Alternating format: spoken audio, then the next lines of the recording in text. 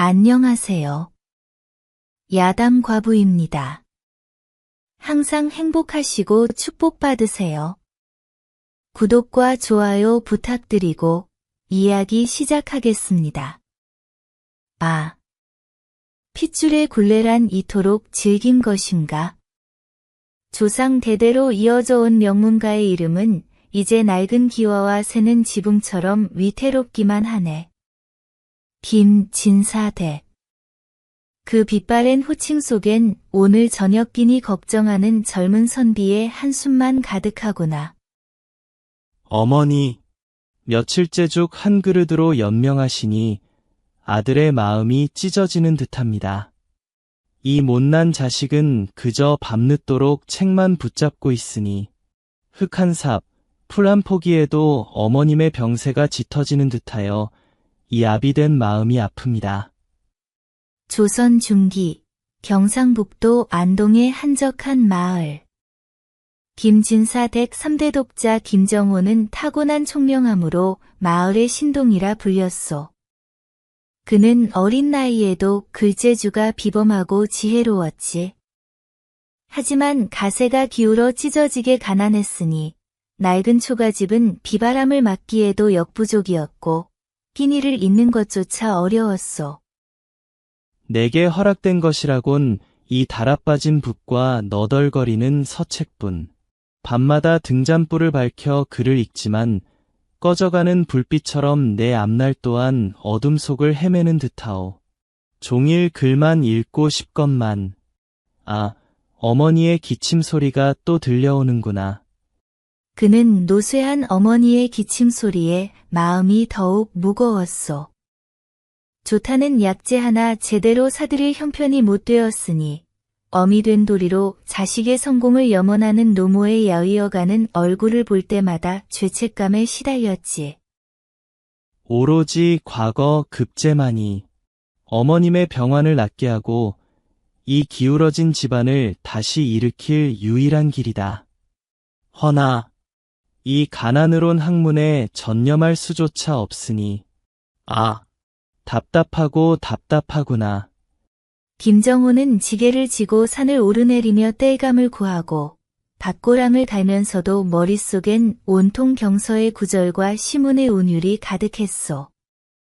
때때로 마을의 부유한 유생들이 새 책을 자랑하듯 이야기할 때면 그의 마음속엔 말 못할 좌절감이 밀려들었지. 그들과 함께 학문의 깊이를 논하고 싶었으나 누더기 차림의 자신은 감히 다가설 수도 없었소.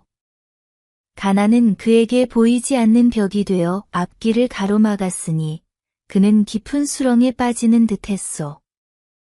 학문에는 기천이 없다고 하였거늘 이렇듯 궁핍하여 어머님께 효도도 못하고 내 뜻조차 펼치지 못하니 과연 내가 입신양명할 수 있을까? 헛된 꿈만 꾸는 것은 아닌가? 어느 날 노모의 기침이 더욱 심해지자 김정호는 불안한 마음으로 약재를 구하러 장터에 나섰소. 활기 넘치는 장터 한가운데 왁자지껄한 사람들 틈에서 그는 기이한 소문 하나를 듣게 되었지. 들었어? 저 김판서 대기씨 과부랑 이참판 댁박씨 과부 말이야. 아이유, 그럼. 그 집 재산이 글쎄, 우리 동네 재산 다 합친 것보다 많다지 뭐야. 수백 석 재산을 쌓아놓고 홀로 산다니, 참 팔자도 기구해. 두 과부, 재산이 엄청나다. 혹시 저 과부들에게 도움을 청할 수 있을까? 양반 체면에 과부의 재산을 탐하는 것이 가당키나 한 일인가? 허나 어머님의 병환과 집안의 장래가 달린 문제인데. 가난에 허덕이던 그의 머릿속에 성광처럼 한 생각이 스쳐 지나갔소. 그는 밤새도록 고민했지. 세간의 비웃음, 양반의 체면. 이 모든 것을 뒤로하고 오직 어머니와 집안의 미래만을 생각하기로 했소. 굳은 결심을 내린 김정호는 결연한 눈빛으로 이웃 마을, 두 과부가 산다는 곳을 향해 발걸음을 옮겼소. 그의 심장은 두려움과 함께 알 수 없는 희망으로 두근거리고 있었소. 오직 어머님과 집안을 위한 일이라면 이 한 몸 부끄러울 것 없다. 반드시 이 뜻을 이루리라. 결연한 발걸음이 향한 곳은 이웃 마을, 두 과부의 집이었소. 그들의 삶 또한 녹록지 않았으니 남편을 잃은 슬픔만큼이나 세상의 차가운 시선 속에서 자신만의 방식으로 외로움을 견뎌내고 있었지. 판서댁 교수로 태어나 곱게 자랐건만 내 팔자에 홀로 된 신세라니. 꽃다운 청춘은 저물고 이제 남은 것은 지난날의 그리움뿐이요. 제가 하여 새 삶을 살라 하였으나 어찌 그럴 수 있겠소? 내 낭군과의 정을 어찌 잊으리요. 이씨 과부는 한양 명문가인 김판서 댁에서 시집온 교수였소. 학식 깊은 남편과 단란한 가정을 꾸렸으나 몇 해 되지 않아 남편이 병으로 세상을 떠났지. 친정에서 막대한 재산을 물려받았음에도 그녀는 재가를 꿈에도 생각지 않았소. 남편과의 의리를 지키고자 평생을 수절하며 홀로 살아가기로 결심했지. 그녀는 비록 홀몸이었지만 그 품위를 잃지 않았고 이웃의 어려운 사정을 들으면 작은 도움이라도 베풀 줄 아는 인정 많은 여인이었소. 하지만 그 누구에게도 내비치지 않은 채 고요히 자신의 쓸쓸함을 삼키며 하루하루를 버텨내고 있었지. 대구 이참판 댁 막내딸. 부족함 없이 자랐고 어진 낭군을 만났으나 이 또한 덧없는 인연이었나 봅니다. 재물을 쌓아둔들 무엇하리요. 이 허전한 마음은 채워지지 않으니 누군가에게 작은 도움이라도 줄 수 있다면 그것으로 위안을 삼을 뿐입니다. 이씨 과부의 옆마을에는 박씨 과부가 살고 있었소. 그녀는 대구 이참판 댁의 막내딸로 남다른 총명함과 고운 심성을 지녔다고 소문이 자자했소. 그녀 역시 젊은 나이에 남편을 여의고 엄청난 재산을 물려받았지만 사치하기보다는 어려운 사람들을 돕는데 기꺼이 재물을 썼지. 특히 곤공한 선비나 학생들에게는 물심양면으로 도움을 주어 학문을 닦을 수 있도록 지원해주기도 했소. 세간의 시선보다는 자신의 옳다고 믿는 일을 실천하는 데 주저함이 없는 강단 있는 여인이었으나 그녀 또한 홀로 된 삶의 무게와 누구에게도 의지할 수 없는 외로움을 가슴속 깊이 품고 있었소. 두 과부는 서로를 알지 못했지만 각자의 방식으로 고독을 견디며 홀로 된 삶을 살고 있었지. 그리고 마침내 그들의 삶에 한 젊은 선비의 간절한 발걸음이 닿았소. 어머니의 약값, 나의 학문, 이제 더 이상 물러설 곳이 없다. 비록 체면이 구겨지는 일이라 해도 용기를 내야만 한다. 김정호 선비가 처음 찾아간 곳은 이씨 과부의 집이었소. 정갈하게 관리된 기와집 앞에 선 김선비는 자신의 누더기 차림에 다시금 초라함을 느꼈지만 이내 마음을 다잡고 용기를 내어 안으로 들어섰지. 이씨 과부는 김선비의 곤공한 처지를 전해 듣고 조용히 그를 맞이했소. 그녀의 눈빛에는 연민과 측은함이 교차했지. 부인, 소생, 김정호라 하옵니다. 가세가 기울어 노모의 병환조차 돌보지 못하고 있사옵니다. 소생은 감히 대과 급제를 꿈꾸고 있으나 이 가난 때문에 학문에 전념할 수 없으니 부디 잠시나마 학비와 생활비를 대주실 수 있으시다면 이 은혜 평생 잊지 않겠습니다. 선비님의 고든 마음과 학문에 대한 열정은 알겠습니다. 참으로 가상한 일이지요. 곤궁한 사정을 모르는 바 아닙니다. 이씨 과부는 잠시 생각에 잠기더니 조용히 쌀면말과 약간의 돈을 내어 주었소. 김선비의 굳은 의지와 비범한 기상에 감명을 받았지만 그녀의 마음속에는 이미 넘을 수 없는 선이 그어져 있었지. 허나 선비님께서 말씀하시는 인연은 이미 제게 끊어진 연입니다. 저는 이미 혼인의 연이 끊어진 몸이니 선비님과 같은 젊은 분께 어찌 저의 몸을 내어줄 수 있겠습니까? 저는 평생을 홀로 수절하며 지내기로 맹세하였습니다. 선비님, 다른 곳을 알아보시는 것이 좋겠습니다. 아, 그 뜻을 모르는 바는 아니나 이대로 물러설 수는 없었다.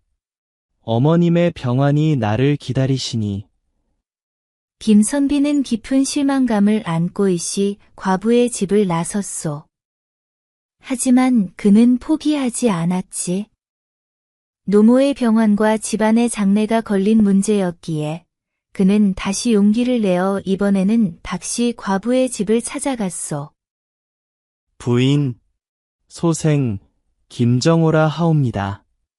이 나라의 인재가 되고자 하는 작은 뜻이 있사옵니다. 허나 가난하여 학문에 매진할 수 없으니 부디 소생에게 배움의 기회를 주시옵소서.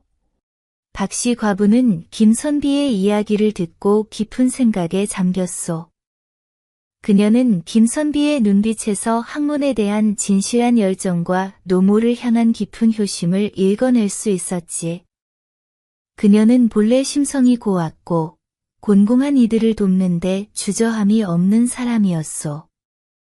한참을 고민하던 그녀의 마음속에는 단순한 자선이 아닌 다른 종류의 감정, 어쩌면 그녀 자신의 외로움을 채워줄 수 있을지도 모른다는 막연한 희망이 싹트고 있었소. 선비님의 딱한 사정을 모르는 바는 아닙니다. 그리고 선비님의 학문에 대한 뜻이 참으로 가상하니 제가 조그마한 도움이라도 드리고 싶습니다.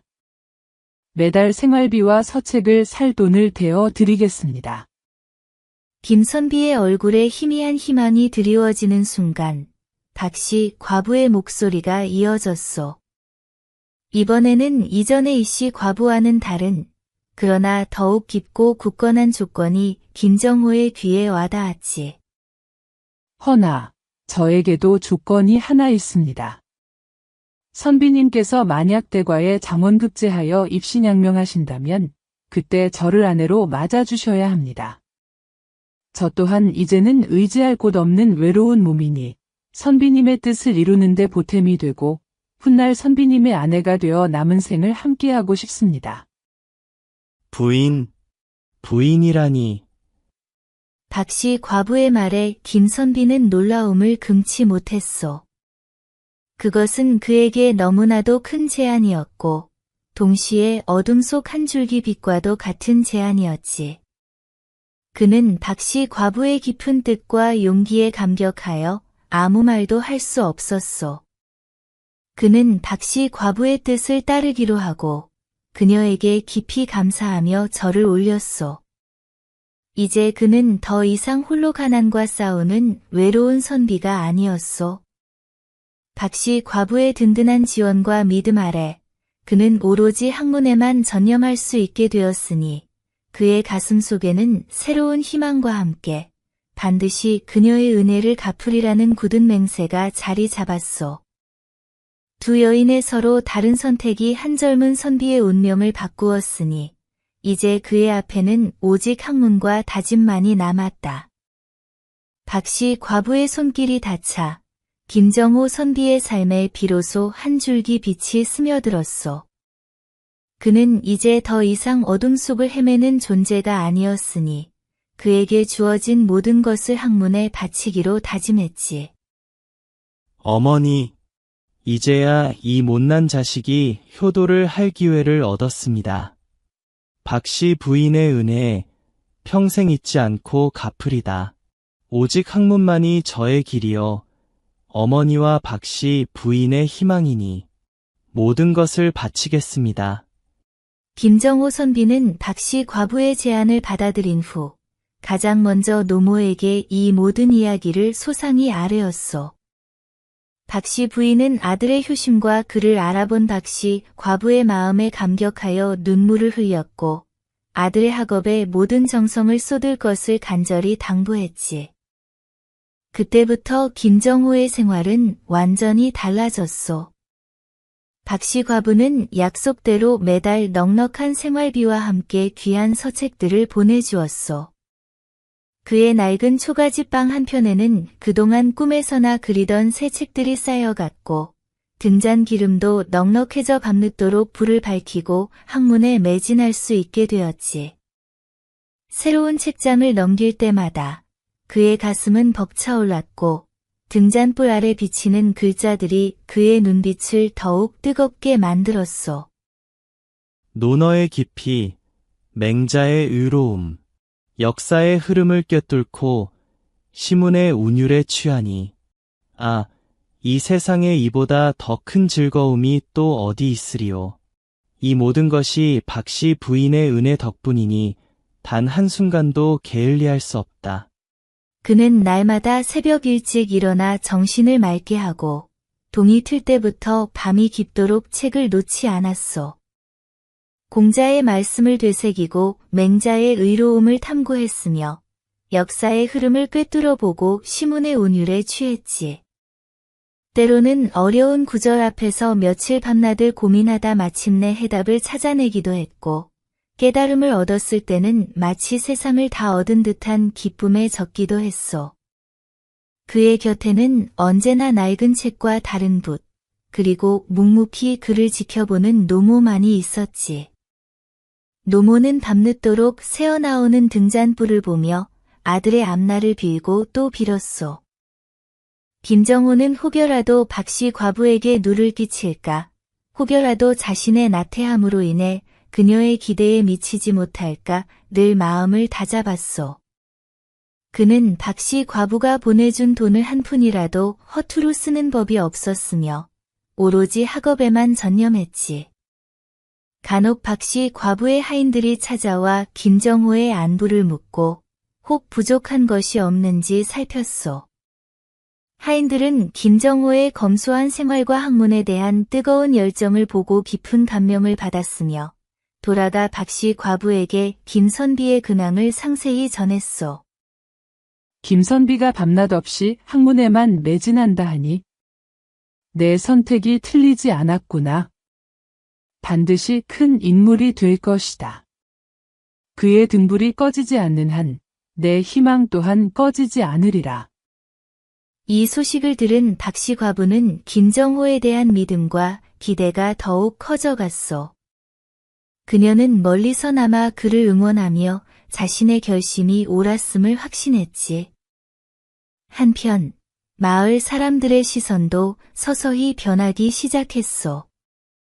처음에는 김진사 대가들이 과부의 돈으로 편히 산다더라 하며 수군거리는 이들도 있었지. 특히 김정호가 이씨 과부를 먼저 찾아갔다가 거절당했다는 소문까지 더해져 비아냥거리는 목소리도 들렸소. 쯧쯧, 아무리 가난해도 양반 체면의 과부에게 손을 벌리다니. 그것도 한 번 거절당하고 또 다른 과부를 찾아갔다지 뭔가? 그러게 말이야. 뻔뻔하기 이를 데 없군. 저러고서 무슨 입신양명이야. 김정호는 개의치 않았소. 오직 과거 급제라는 목표를 향해 묵묵히 자신의 길을 걸어갔지. 그의 낡은 초가집에서 밤늦도록 새어나오는 등불은 그의 굳건한 의지를 상징하는 듯했소. 시간이 흐르면서 김정호의 진지한 태도와 나날이 깊어지는 학문적 깊이는 사람들의 인식을 바꾸어 놓기 시작했소.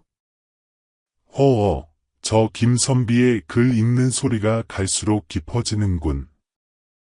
밤낮으로 책을 놓지 않으니 참으로 대단한 정성이야. 저 젊은이가 언젠가 반드시 큰 인물이 될 것이네. 저리 효심지극하고 학문의 뜻을 두니 하늘이 도울 걸세.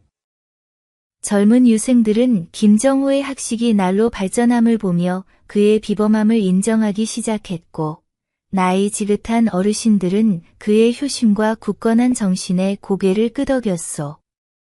저 선비는 언젠가 반드시 큰 인물이 될 것이다라는 말이 조심스럽게 돌기 시작했지. 이씨 과부 또한 김정호의 소식을 전해 들었소. 자신이 외면했던 선비가 박씨 과부의 도움을 받아 학문에만 전념하고 있다는 소식, 그리고 그의 학문이 날마다 깊어지고 있다는 소문에 그녀는 묘한 감정에 휩싸였소. 한편으로는 자신의 선택에 대한 후회가 밀려들었지만, 다른 한편으로는 김선비의 성공을 진심으로 바라게 되었지.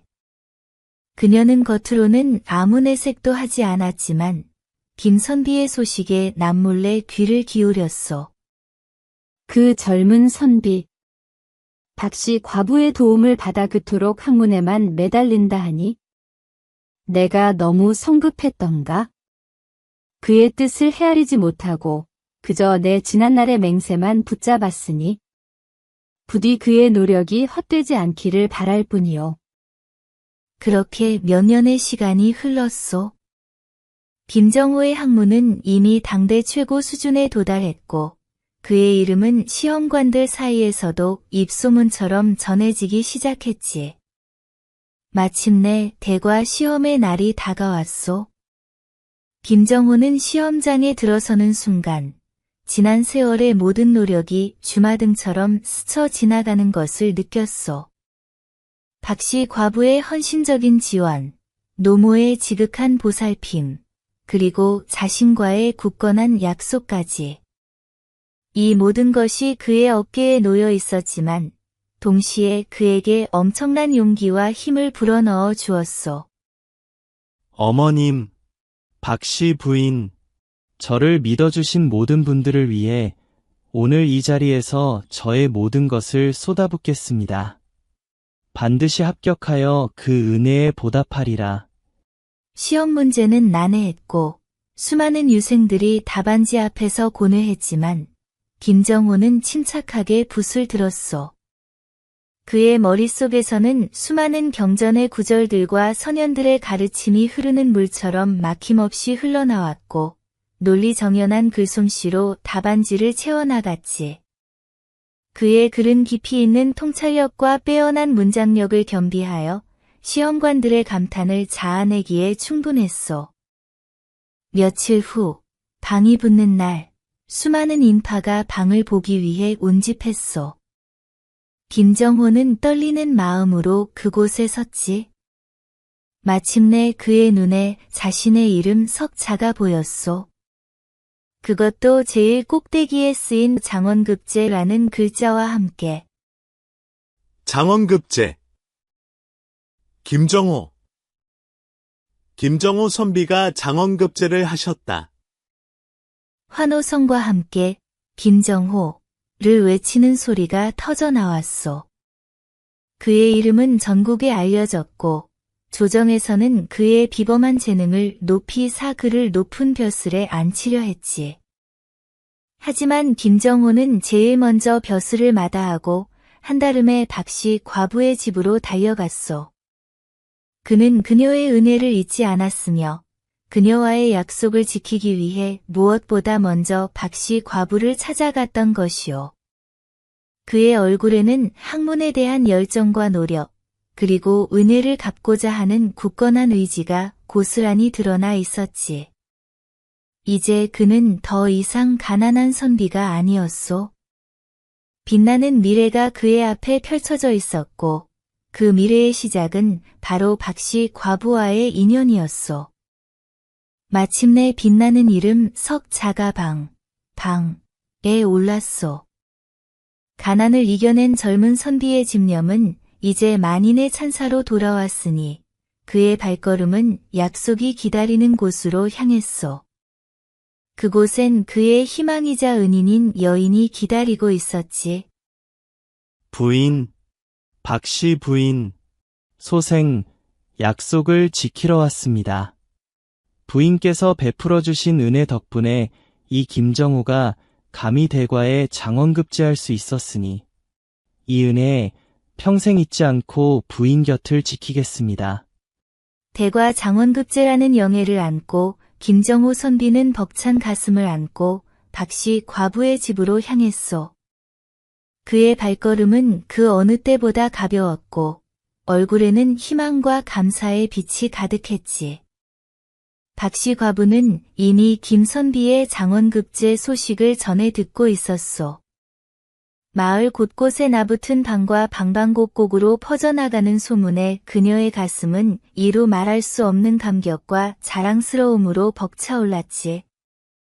자신에게 찾아와 읍소하던 초라한 선비가 이제 온 나라가 주목하는 인재가 되어 돌아왔다는 사실에 그녀는 눈물을 글썽였소.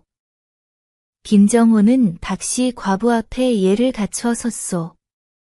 그의 목소리에는 떨림이 있었지만 그만큼 진심이 담겨 있었지. 그는 박씨 과부의 손을 잡았소. 그녀의 손은 고생을 알리 없는 고왔던 옛손 그대로였으나 그 속엔 오랜 기다림과 인내가 서려 있는 듯했지. 박씨 과부의 눈빛에는 그동안 홀로 견뎌야 했던 외로움과 고통, 그리고 이제 드디어 찾아온 행복과 안정에 대한 기대가 고스란히 담겨 있었소. 선비님. 아니, 서방님. 이 날이 오기를 얼마나 기다렸는지 모릅니다. 서방님의 뜻이 이리도 굳건하고 마음이 이리도 곧을 줄 알았습니다. 이제 저희 남은 생을 서방님과 함께하겠습니다. 그리하여 김정호 선비와 박씨 과부는 혼례를 올렸소. 비록 화려한 혼인은 아니었지만 두 사람에게는 세상 그 어떤 혼인보다 값지고 의미 있는 언약의 자리였지.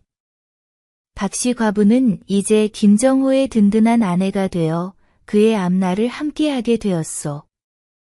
새로운 삶이 시작되었지만 김정호의 마음속에는 또 다른 한 사람이 자리 잡고 있었으니 바로 이웃 마을의 이씨 과부였소.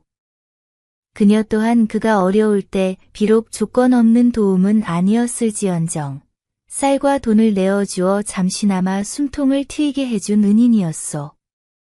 김정호는 이씨 과부의 단호한 거절을 이해하면서도 그녀의 선의를 결코 잊지 않았지. 그는 박씨 과부에게 솔직하게 자신의 마음을 털어놓기로 결심했소. 부인, 제가 잊지 못할 은혜가 또 하나 있습니다.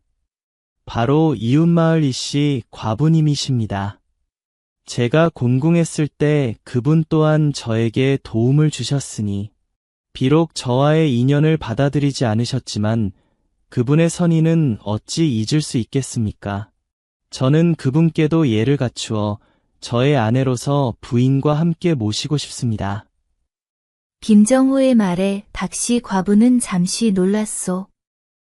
자신과의 혼인 약속을 지킨 지 얼마 되지 않아 다른 여인을 아내로 맞이하겠다는 남편의 제안이 그녀를 당황하게 만든 것이었지. 그녀의 눈빛에는 한순간 의아함이 스쳤으나 이내 깊은 이해와 포용의 빛이 떠올랐소. 그녀는 김정호가 단순한 욕심 때문에 이런 말을 하는 것이 아님을 알았소. 그의 마음속에는 자신을 비롯한 모든 은인에 대한 진정한 감사와 도리가 있었고 그 누구에게도 허투루 대하지 않으려는 고든 성품이 있었음을 알고 있었지. 또한 박씨 과부는 이씨 과부의 고독한 삶을 익히 알고 있었기에 동병상련의 마음이 들기도 했소. 서방님, 서방님의 깊은 뜻을 어찌 헤아리지 못하겠습니까? 이웃 마을 이씨 부인 또한 홀로 된 몸으로 평생을 수절하며 살아오신 분입니다. 서방님께서 그분의 선의를 잊지 않으시고자 하니 제가 어찌 반대하겠습니까? 저 또한 기꺼이 그분을 언니처럼 모시고 함께 이 가정을 꾸려나가겠습니다. 박씨 과부의 현명하고 넓은 마음의 김정호는 다시 한번 감동했소. 그는 곧장 이씨 과부를 찾아갔소. 이씨 과부는 김정호의 장원급제 소식에 이어 박씨 과부와의 혼인 소식까지 듣고 있었기에 그의 방문에 복잡한 마음을 감출 수 없었지. 지난날 자신이 그를 외면했던 기억이 떠올라 미안함과 후회가 교차했소. 그녀의 얼굴엔 회한의 그림자가 드리워졌고 김선비를 똑바로 보기가 어려웠지. 부인, 소생이 곤궁했을 때 베풀어 주신 은혜를 결코 잊지 않고 있습니다. 비록 그때는 소생의 제안을 받아들이지 않으셨지만 부인의 선의는 소생에게 큰 힘이 되었습니다. 이제 소생은 박씨 부인과 혼인하여 새로운 가정을 이루게 되었으나 부인의 은혜 또한 결코 잊을 수 없습니다. 부디 소생의 부족함을 용서하시고 이제라도 부인께서 저의 아내가 되어 박씨 부인과 함께 이 집안의 안주인이 되어 주시겠습니까? 이씨 과부는 김정호의 진심 어린 청혼에 하염없이 눈물을 흘렸소. 자신을 거절했던 남자가 이제는 온 나라의 인재가 되어 다시 찾아와 자신을 맞아달라고 청하는 상황에 그녀는 감격스러움을 넘어선 벅찬 마음을 주체할 수 없었지. 그녀의 뺨을 타고 흐르는 눈물은 지난 세월의 외로움을 씻어내는 듯했고 마침내 마음의 문을 열게 하는 따뜻한 온기였소. 그녀는 김정호의 깊은 도리와 박씨 과부의 넓은 아량에 감탄하며 고개를 끄덕였소. 그녀의 마음속에 남아있던 외로움과 쓸쓸함은 한순간에 사라지고 따뜻한 온기가 자리 잡았소. 선비님, 이 못난 과부를 이리도 귀히 여겨주시니 이 은혜 어찌 다 갚으오리까? 이제 서방님과 박씨 아우를 모시고 남은 생을 살아가겠습니다. 그리하여 김정호는 이씨 과부에게도 예를 갖추어 혼례를 올렸고 두 과부는 한 집에서 자매처럼 화목하게 지내게 되었소. 세 사람은 서로를 존중하고 배려하며 새로운 가정을 꾸려나갔지. 이씨 과부는 박씨 과부의 현명함과 김정호의 덕망에 감탄했고 박씨 과부는 이씨 과부의 고귀한 품성과 지혜를 존경했소. 그들은 서로 의지하며 화목한 가정을 이루었고 이는 마을 사람들에게 큰 귀감이 되었지. 어진 선비의 덕망은 부귀보다 값지며 참된 인연은 재물보다 귀한 것이로다. 김정승댁 두 부인은 가히 현숙한 부인의 표상이로다. 김정호 선비는 두 아내의 현명함과 배려 덕분에 더욱 학문에 정진하고 조정의 중요한 벼슬에 오를 수 있었소. 그는 청백리로 이름을 떨쳤고 그의 덕망은 사방에 널리 퍼졌지. 훗날 김정승과 두 부인의 이야기는 세간에 회자되며 아름다운 미담으로 전해졌으니 이 모든 것이 인연의 소중함과 사람의 도리를 다한 결과였으리라.